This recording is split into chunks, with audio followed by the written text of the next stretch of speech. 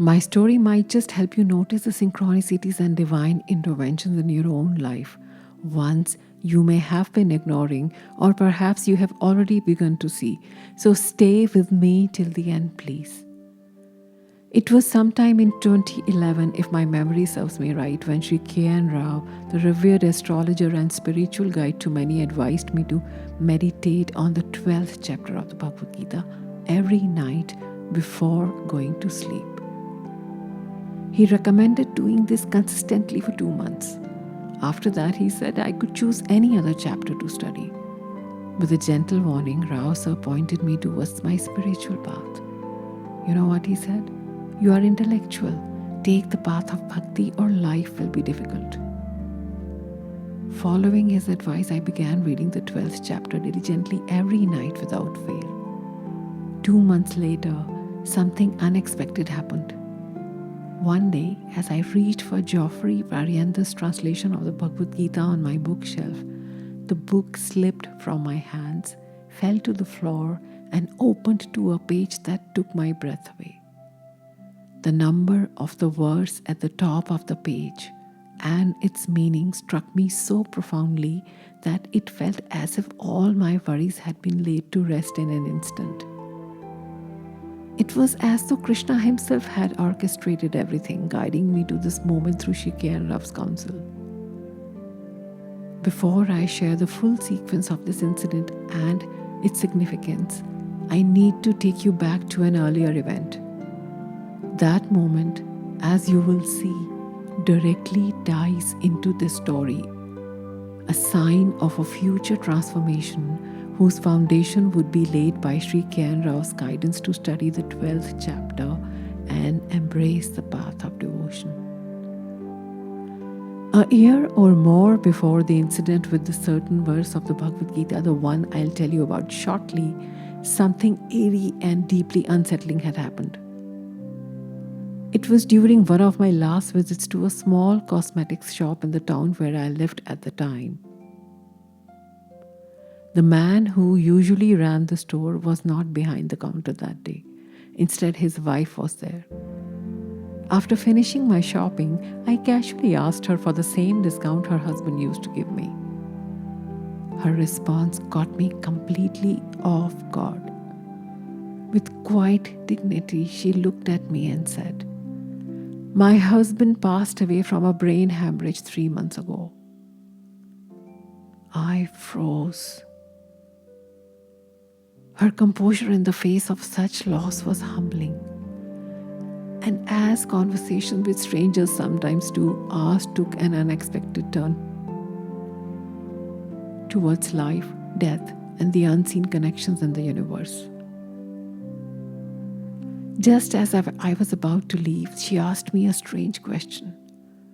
"Do you know what the number 66 means?" I was puzzled. Why 66? How could she have known that I have always been drawn to the mystical? She explained that during her husband's illness and even after his passing, the number 66 appeared everywhere. On hospital records, room numbers, and even along the road to Haridwar where she went to immerse his ashes in the Ganges. I did not think much of it then, but I suggested she consult a numerologist. And yet, this number 66 was not done with me either. Soon I began seeing it too. License plates, t-shirts, jeans, it was everywhere. I even discouraged my young nephew from buying anything with the number 66. But fate, or something greater, had other plans. A week later, my nephew walked in wearing a t-shirt boldly embroidered with the number 66. He told his mother about my odd reluctance, and I could not help but feel that the more I resisted, the more this number appeared in my life. I tried to ignore it. I reminded myself to trust in Krishna, to surrender my fears and let go. But one night, something extraordinary happened. It was a Saturday. I had just finished reading chapter 12th of the Bhagavad Gita, a practice I had recently adopted on the advice of revered astrologer and guide Shri K.N. Out of curiosity, I opened another version of the Gita, a translation by Geoffrey Pariander, and there, staring back at me, was the answer I had been unknowingly seeking. Chapter 18, verse 66.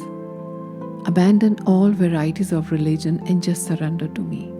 I shall deliver you from all sinful reactions. Do not fear. Do not fear. Those words stuck something deep within me.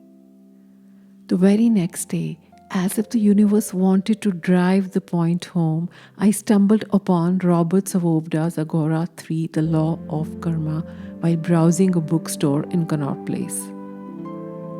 I felt compelled to purchase it, so I bought a copy for myself.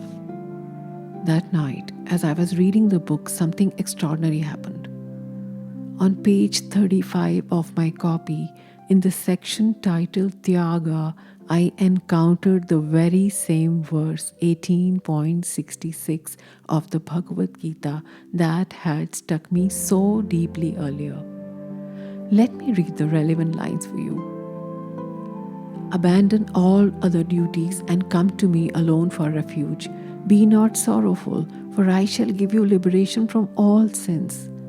Bhagavad Gita 18.66. And then the text says, though there is no escape from karma in this world, you can free yourself from all other karmas by assigning the fruits of all your actions to Him.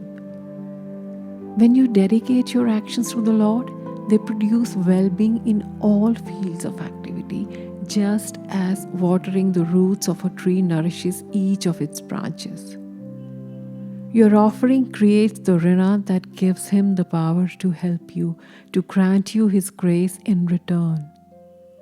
In Vimla Nanda's words, a fair exchange is no robbery. Wow. It was undeniable. The number 66 was not random. It was Krishna guiding me back to Him.